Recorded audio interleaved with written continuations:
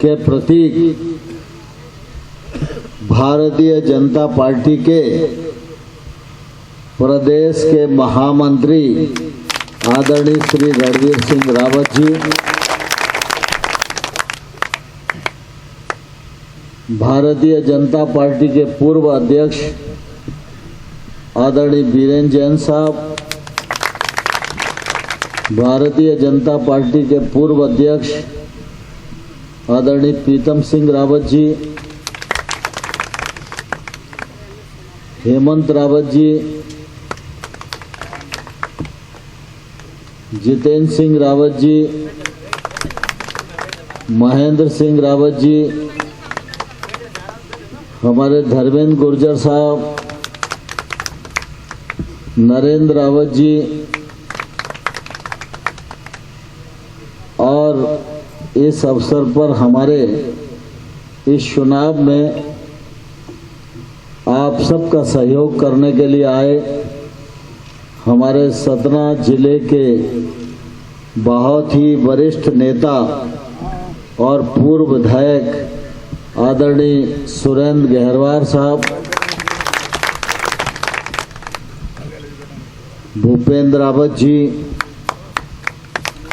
रतन सिंह रावत जी और इस मौके पर सरपंच सुनील रावत जी और इस अवसर पर उपस्थित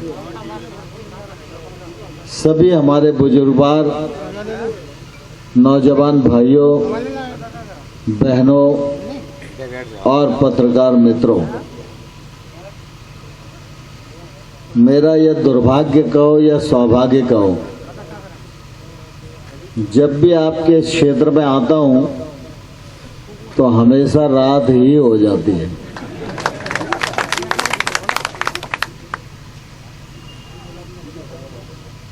आज हम सब लोग एक विशेष प्रयोजन से यहाँ पर इकट्ठा हुए हैं और इस विशेष प्रयोजन की केंद्र बिंदु भारतीय जनता पार्टी की प्रत्याशी आप सबकी चिरपरिचित बहन इमरती देवी जी हैं।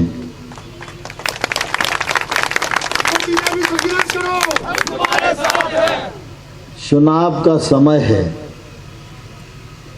युद्ध का बिगुल बज रहा है, सेनाएं आमने सामने हैं, लड़ाई तगड़ी है और विजय प्राप्त करना है, तो इतनी तालियों से काम नहीं चलेगा।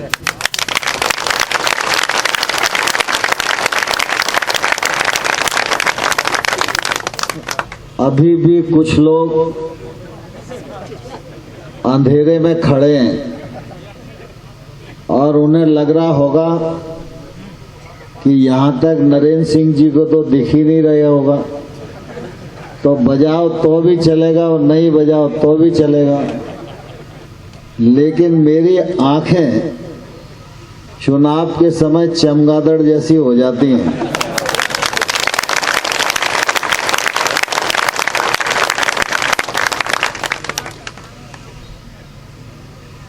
तालियों की गड़गड़ाहट इस बात का प्रतीक होती है कि जो हमारा प्रतिस्पर्धी है उस तक ये पैगाम पहुंच जाए कि मसूदपुर से आवाज आई है, तो ये आवाज 10 तारीख को भारतीय जनता पार्टी की जीत को सुनिश्चित करने वाली है।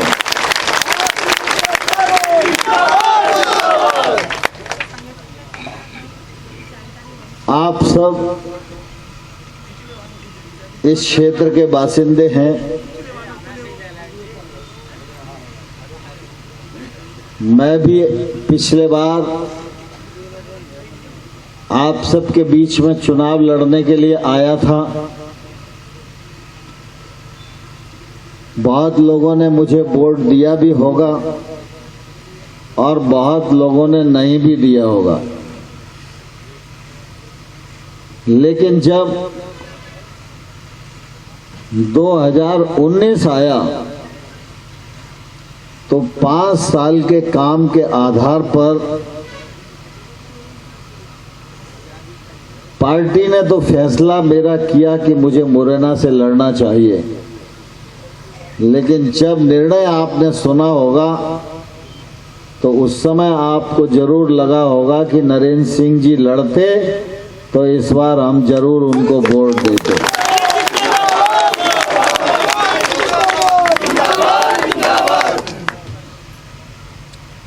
लेकिन मैं सांसद कहां से बनूं और कहां का सांसद रहूं, फर्क इससे नहीं पड़ता। फर्क पड़ता है व्यक्ति की नीयत से, और फर्क पड़ता है कि व्यक्ति का नरा कहां गड़ा है।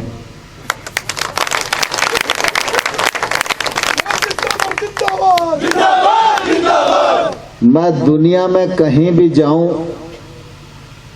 कहीं से भी चुनाव लड़ूं, लेकिन मेरा जन्म ग्वालियर में हुआ है तो ग्वालियर के लोगों के प्रति मेरी जिम्मेवारी हमेशा रहेगी।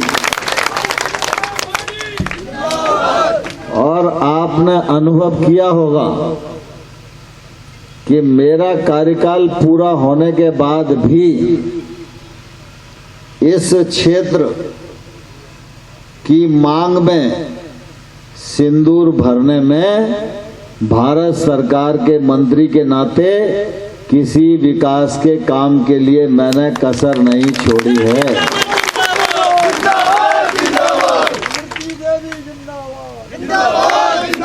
मुझे ध्यान है कि जब मैं चुनाव लड़ रहा था तो आप सब लोगों ने लखेश्वरी मैया पे मेरा कार्यक्रम किया था। तो जब मैया के दरबार में कार्यक्रम हो तो स्वाभाविक रूप से लोगों को लगता है कि मैया के दर्शन तो होना ही चाहिए।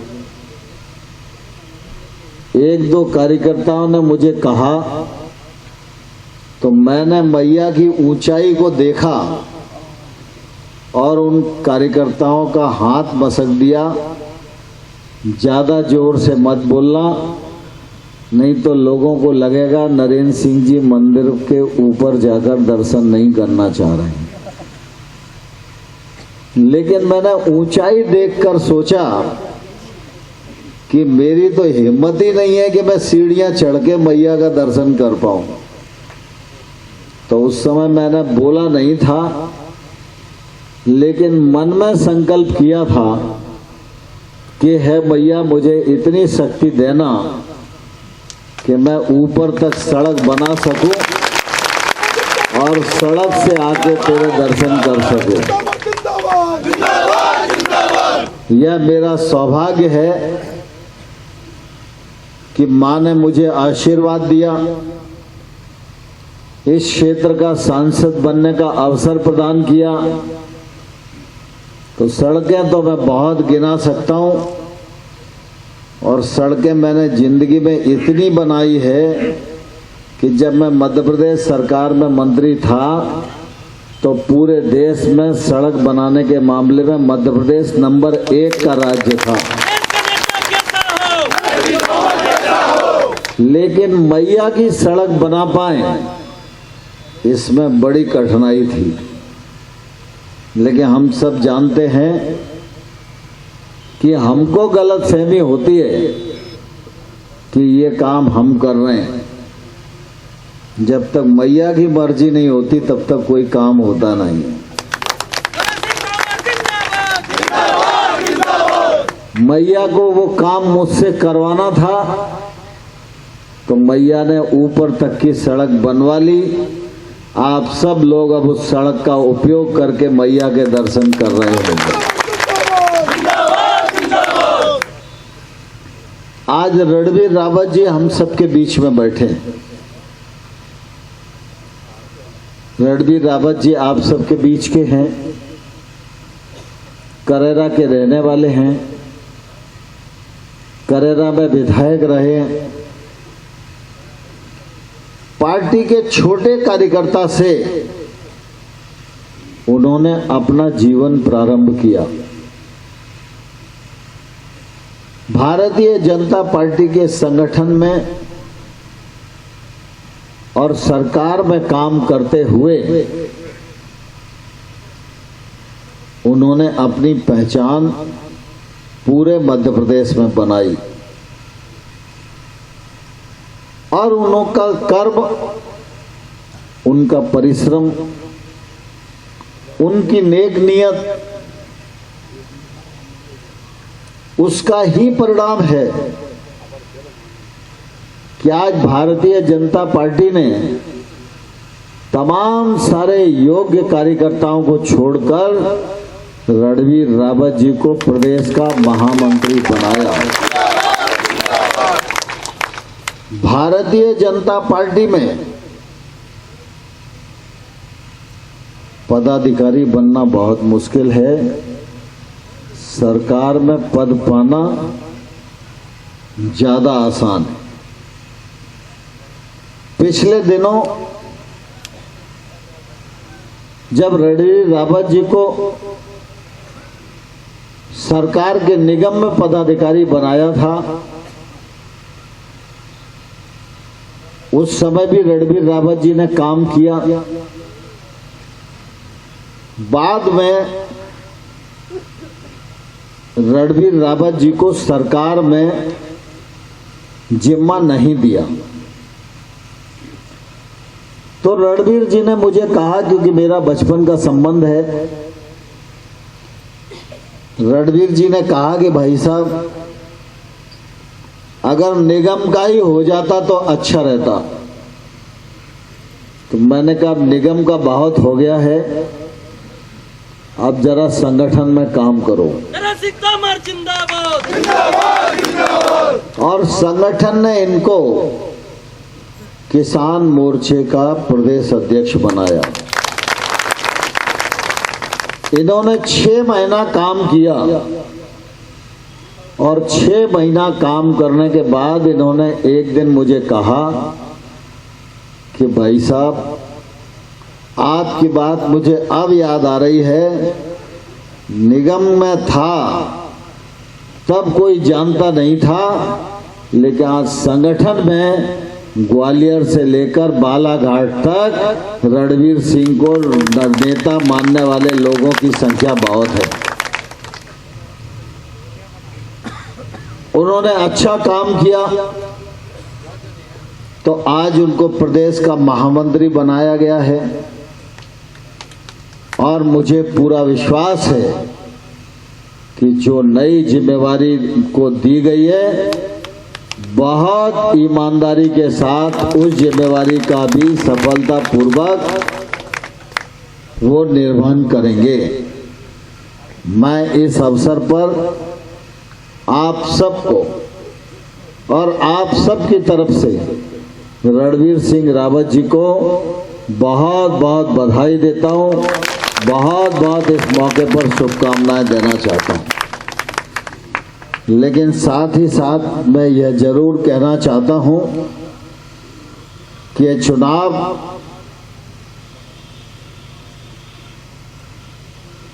डबरा विधानसभा में हो रहा है। इस चुनाव में भारतीय जनता पार्टी की प्रत्याशी बहन इमरती देवी है। बहन इमरती देवी की जीत में रावत समाज का योगदान यह रणवीर रावत जी के आन बान और शान की रक्षा करेगा।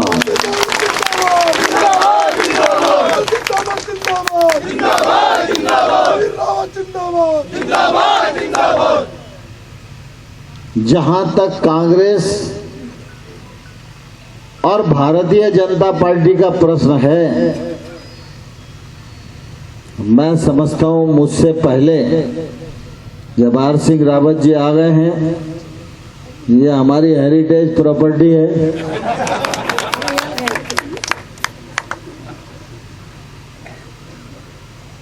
तो कांग्रेस और भाजपा के बारे में तो बहुत सारे लोग आपको कह रहे होंगे, बहुत सारी बातें भी चल रही होंगी, लेकिन मैं आप सब लोगों को एक बात बताना चाहता हूं कि भारतीय जनता पार्टी के नेता शिवराज सिंह चौहान, ज्योतिरादित्य सिंधिया, नरेंद्र सिंह तोमर, विष्णुदत्त शर्मा, रणवीर सिंह रावत, ये सारे के सारे नेता हैं। ये सारे नेता मध्य प्रदेश और देश की राजनीति में उगता हुआ सूरज है।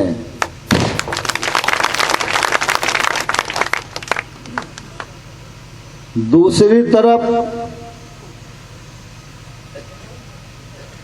जो कांग्रेस के नेता हैं वो चुके हुए बल्ब हैं।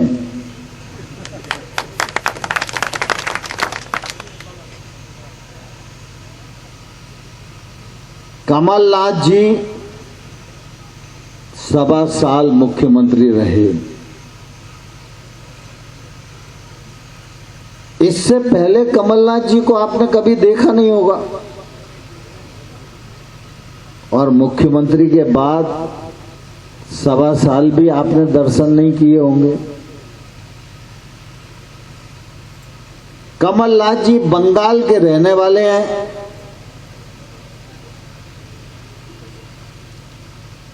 छिंदवाड़ा से सांसद हैं।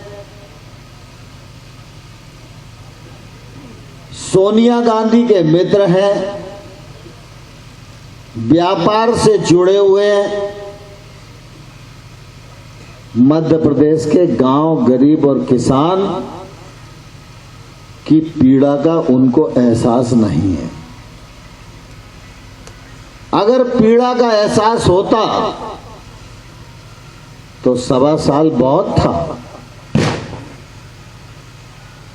शिवराज सिंह चौहान को अभी बने हुए 6 महीना हुए। प्रधानमंत्री नरेंद्र मोदी जी पीएम किसान सम्मान निधि के माध्यम से आपके खाते में 6,000 रुपए डालते थे। शिवराज सिंह चौहान किसान को भी समझते हैं, किसानी को भी समझते हैं, गरीब को भी जानते हैं और गरीबी को भी जानते हैं। कोरोना के कारण आर्थिक प्रतिकूलता है, फिर भी उस आदमी ने 6,000 में 4,000 रुपया अपने जोड़ दिए। अब देश भर में किसानों को 6,000 मिलेंगे, लेकिन आप सब लोगों को साल में 10,000 रुपया सम्मान निधि के मिलेंगे। ये होती है किसानों के प्रति प्रेम की बात, किसानों के हित की बात। और कमलनाथ जी अब चुनाव में आ रहे हैं, तो कमलनाथ जी बताएं ना 7 साल में क्या किया। कमलनाथ जी बताएं दिग्विजय सिंह मुख्यमंत्री थे तो क्या किया। कमलनाथ जी बताएं मनमोहन सिंह प्रधानमंत्री थे तो क्या किया। तो कमलनाथ जी पर बताने के लिए कुछ नहीं है। तो कमलनाथ जी क्या कह रहे हैं, हमारी बहन इमरती देवी पर अभद्र टिप्पणी कर रहे हैं। हम सब जानते हैं नवरात्रि का त्योहार हमारे जीवन में बहुत महत्व रखता है। नवरात्रि में हम शक्ति की आराधना करते हैं। शक्ति मां का प्रतीक है। हम कन्या का पूजन करते हैं। कन्या हो, बहन हो, माँ हो, किसी बिरादरी की हो, हम बराबरी से उसको पूजते हैं। रामनवमी के दिन जब कन्या जमाते हैं तो बिरादरी देखकर नहीं बुलाते। कन्या हमारे लिए कन्या है और मां हमारे लिए मां है। आज इमरती देवी अगर यहां खड़ी है तो ये मां की श्रेणी में ही खड़ी है,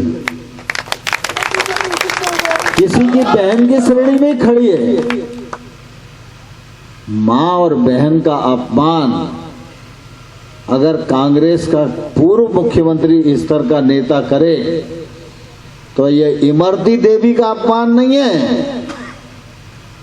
ये हर मां बेटी का अपमान है जो कमलनाथ ने किया है। और इसकी सजा 3 नवंबर को हम सब लोगों को देना चाहिए। दूसरा, कमलनाथ जी क्या कह रहे हैं? शिवराज सिंह नंगा भूखा है। तो क्या मध्य प्रदेश के मुख्यमंत्री को टाटा बिरला को बनना चाहिए? क्या गरीब के घर के व्यक्ति को मुख्यमंत्री बनने का अधिकार नहीं है? क्या पिछड़े वर्ग में जो पैदा हुआ उसको मुख्यमंत्री बनने का अधिकार नहीं है?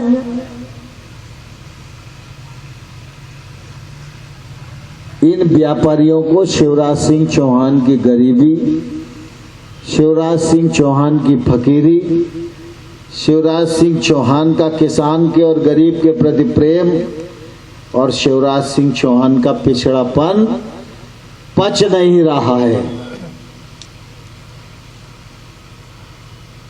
चुनाव में नंगे भूखे का क्या मतलब है?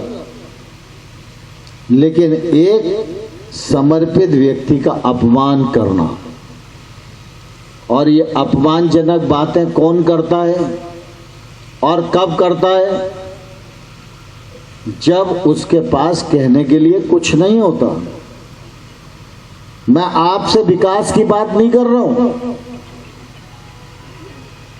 अगर मैं इस डबरा क्षेत्र में, भितरवार क्षेत्र में ही 5 साल के अपने द्वारा किए गए काम आपको गिनाऊं तो यहां मुझको 1.5-2 घंटा लग जाएगा। आप इस बात के साक्षी हैं। लेकिन मैंने किया ये कहने की मेरी आदत नहीं। और जो मैंने किया या भाजपा ने किया, आप सब उस बात को जानते हो, आप उस बात को भुगत रहे हो। मेरे पास कहने को है, इसलिए मैं कमलनाथ के बारे में लज्जित टिप्पणी नहीं करना चाहता हूं। लेकिन कमलनाथ हो, दिग्विजय सिंह हो और अन्य कोई हो जो कांग्रेस के नेता हैं, उनके पास न तो बुद्धि है, न दृष्टि है और न ही उपलब्धि है। और हम सब जानते हैं, हमारे यहाँ कहावत है, खाली दिमाग, बोलो खाली दिमाग और खिसियानी बिल्ली, तो हाल वही हो रहा है। खाली दिमाग है तो दिमाग में शैतानी है, खाली दिमाग है तो चरित्रहीनता है, खाली दिमाग है तो बुद्धिहीनता है। तभी तो इमरती तो कांग्रेस की सदस्य थी, इमरती तो उनकी सरकार में मंत्री थी। वो जब अपनी पार्टी को नहीं संभाल पाए तो मध्य प्रदेश की 7 करोड़ जनता को कैसे संभालेंगे?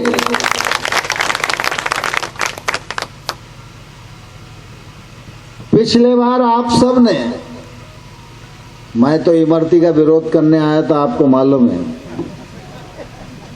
लेकिन आप सब ने इमरती को 53,000 से जिताया।